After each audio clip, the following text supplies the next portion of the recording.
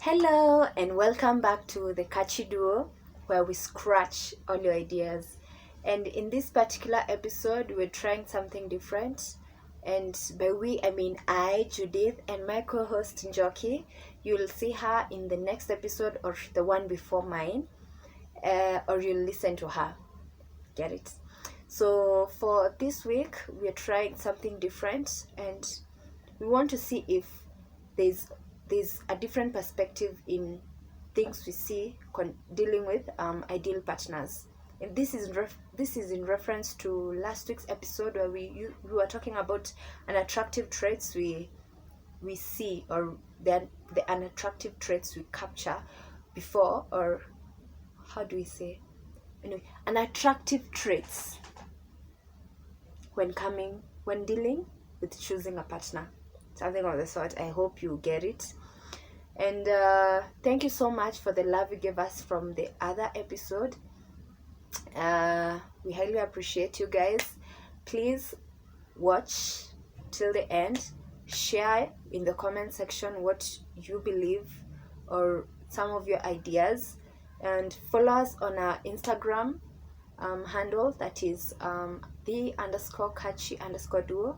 Also subscribe, it's free. Just there, tap the red button, that's it. Subscribe, please. Like, give us a thumbs up, and share it with your friends and family so that they can also grasp the content that we have out there for you. So in this week's episode, we're talking about ideal partners. This is based on what the society terms a person as an ideal partner, or who you term as an ideal partner to you. But more of who is an ideal partner to me. And ideal partners do come in different shapes and sizes, different characteristics, depending on what you like. And majorly it's going to be similar. From what I see, it's going to be a similar, because before I sat down to do this episode, I asked around. I asked from a few friends what they think or who they would like to be their ideal partner. And the responses I got were similar to what I have. And I think this is what you're going to get from everything from this whole topic. Maybe my character, my points to who an ideal partner is will match with what you think an ideal partner is to you. So first of all, I'd like to say what I perceive as an ideal partner to me. So for me, an ideal partner for me is someone who's always going to be there for me. An ideal partner is someone who's not ashamed to claim me as theirs. And an ideal partner to me is a person whom I can trust, a person who is my friend. Ideal partners are, as in, this is someone I know, or we all know. Before you start dating someone, this is my future. And for someone to claim you as theirs, I mean, that would be the best thing to happen in your life, because it's not easy. Love doesn't come easily. Not everything is a bed of roses, and so we need to be careful of who we choose to spend the rest of our lives with, because most definitely we're not just dating to just date. We're dating for the future, to be maybe life partners with this person. So those are some of my characteristics of an ideal partner. We also have the physical traits of an ideal partner. Well, for me, my ideal partner is someone I think who should be good looking, that's one, a smart person, a neat person, someone who knows who they are before we become one. I'd like for that person to have discovered who he is, because I wouldn't like to get into a relationship or into a life commitment with someone who hasn't discovered who they are. It's going to be a challenge for both of us trying to figure out who that person is and who we as a couple are. And we need to work hard on who we are before we target, before we decide to um, come together as one. So I went through Mr. Google, of course, and there are a few pointers that I came across from a site, and I'd like to share them with you as we discuss them. And it's in comparison to what I came across as I asked around on some of the traits an ideal partner should have. And so one, I made notes. So one of the pointers I got was an ideal partner should have a strong emotional connection. Well, in this case, it's where you and your partner are connected. Okay, what can I say? A strong emotional connection. And by saying a strong emotional connection is where you can communicate openly, you can be honest with each other, as in, with a strong emotional connection, you'll be secure, you'll feel secure with that person.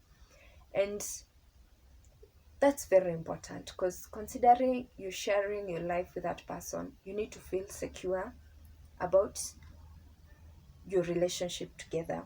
Also, with a strong emotional connection, there'll also be trust among you, and there'll also be vulnerability. And in vulnerability is where the person won't judge you. You might have had a terrible day, you're crying. They won't start judging you, be like, come on, that's a small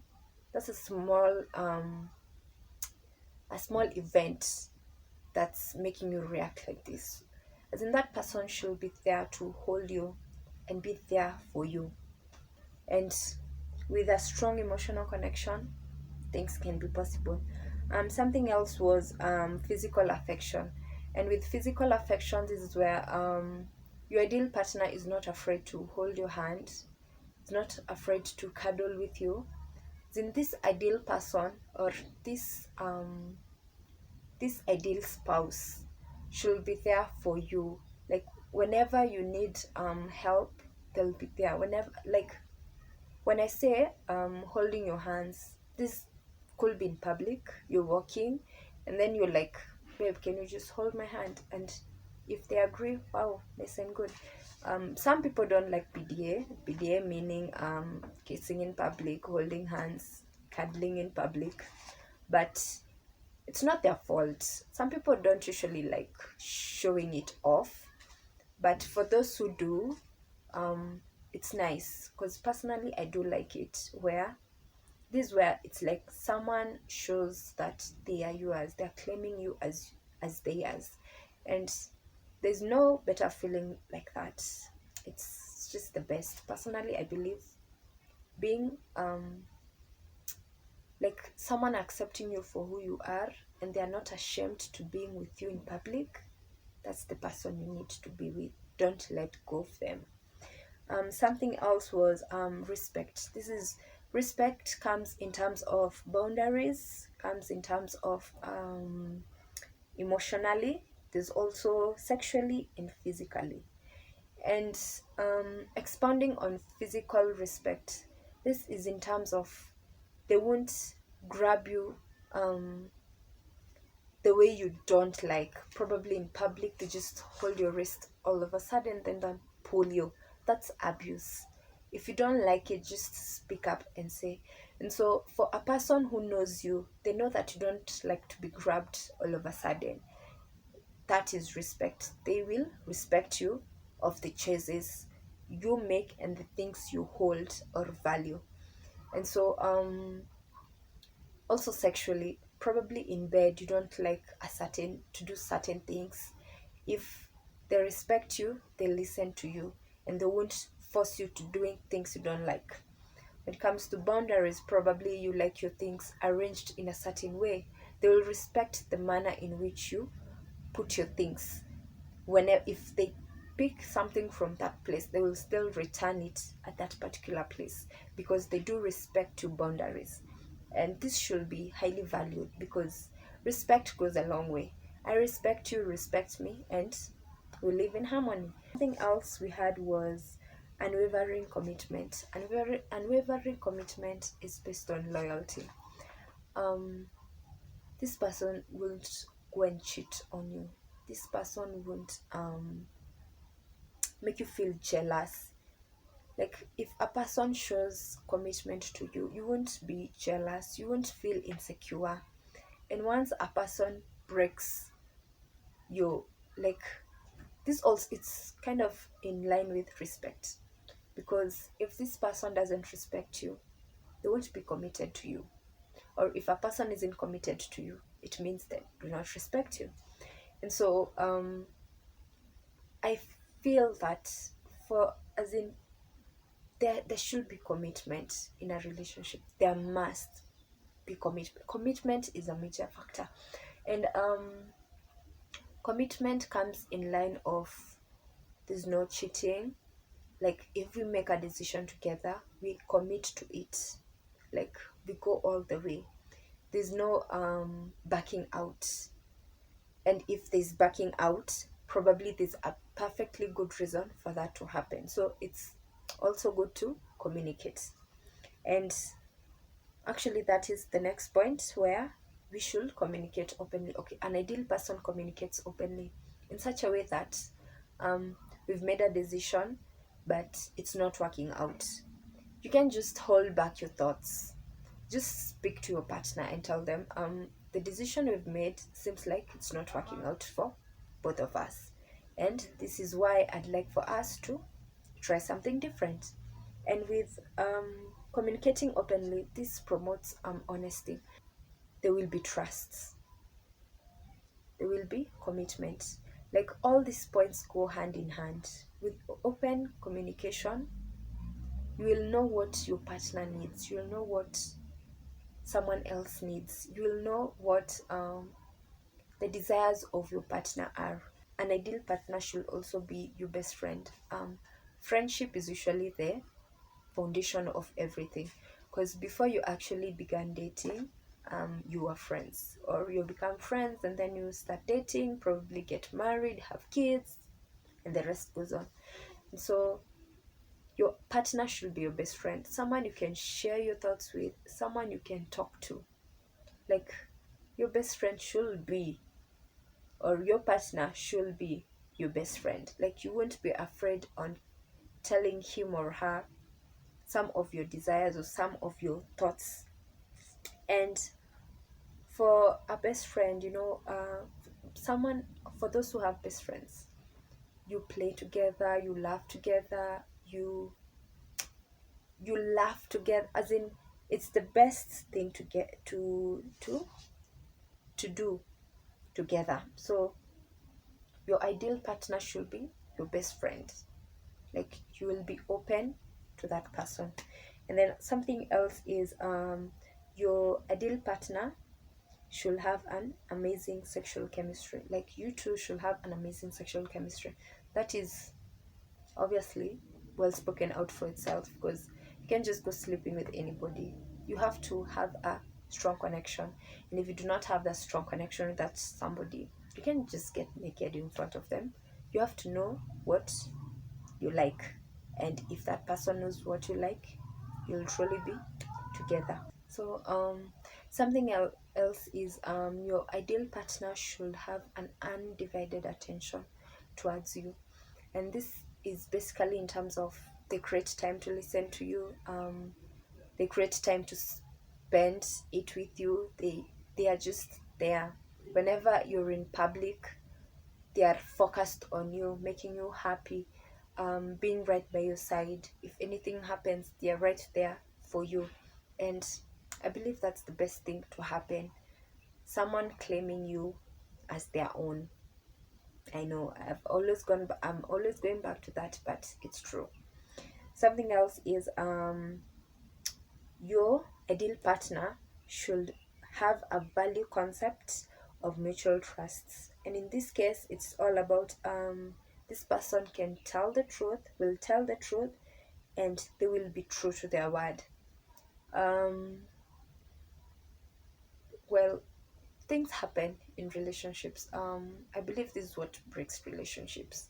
If you can't be truthful to your partner, how will you be truthful to others? And truthfulness comes with, we can't make plans and then after a few days you just flake on those plans. We can't make plans and then after a few days you disappear, you ghost someone. So an ideal partner is there to listen to you, to know the happenings, to be always there to tell the truth. Don't lie to your partner. Lying results to cheating, which actually shows that if your partner is lying, means that they do not communicate well with you, they do not trust you, they do not respect you, and that ain't right. And something else I had was, your ideal partner practices forgiveness. I might have made a small mistake, probably I lost some amount of money. uh Human is to error, that we are sure of, and I can make a mistake. I just hope that the partner I get is there to forgive me. I know some mistakes seem wild in such a way you can't forgive them, but I think it's possible. If if you truly love your partner and you're sure that things will work out between you two, just forgive, and not just say I forgive you. Like, forgive wholeheartedly. Like, um and it shouldn't be that since I forgave you this time, you should forgive me the next time. Wholeheartedly is where that you do not carry the burden that anytime that person makes another mistake, you'll be like, I thought you changed, or you said that last time you stopped and now you're doing it again. And so forgiveness is key. I know this case where cheating might come in between the relationship. I know there's a lot of politics when it comes to cheating, because once a cheater, always a cheater. That's what people usually say. But some people are true to their word. They do say, I won't cheat again. And they won't cheat again. You will forgive them. And if that person is someone you can trust, or someone you can stay with, someone who's there, I think it's possible. But to some, they usually just say, I won't do it again. And then after a few months, they're back into their old ways. I think it's time. So what we say is, these are some of the characteristics an ideal partner should have. And it's not a must, your ideal partner, to have all those characteristics, or it's not a must your partner should have all those characteristics. Not everyone is 100%, and an 8 out of 10, I believe, is as good as a 10 out of 10. That's a straight A. And we can compromise on some things, but the major things like respect, communication, sometimes a challenge, but it can work. The major things like truthfulness, commitment, those are some of the qualities I think are major into a strong, to holding up a relationship.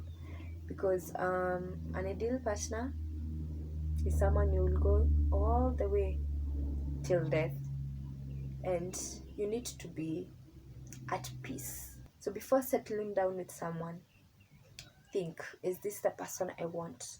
Is whatever they're portraying the characters I want? Will I be able to stay with this person for the rest of my life? Make a decision, but don't do it hastily, because a fast decision isn't always the right decision. Thinking to your feet, it's a good characteristic, but It's never the right thing to do in major decisions, especially when it comes to relationships. So take time, and not because everyone is getting married, also you should be getting married. Not that because everyone is dating that you two should be dating. Um, wait and see what is yours. You can compromise on some things, as I've always said. You can compromise at some things that most definitely cannot change. Like, probably when it comes to a physical aspect of someone, probably you like tall dudes and the only guys you seem to attract are short dudes. You can work with that. As long as you're happy and you feel that the person you're with is your soulmate, that's okay. So that's it for today. I hope you enjoyed this episode, and some of the pointers that I gave will help you in choosing a life partner, or thinking or analyzing if the person you're with is your ideal partner. So don't jump into any relationship, any commitment before knowing that this is the person you want, or the person you wish to spend the rest of your life with.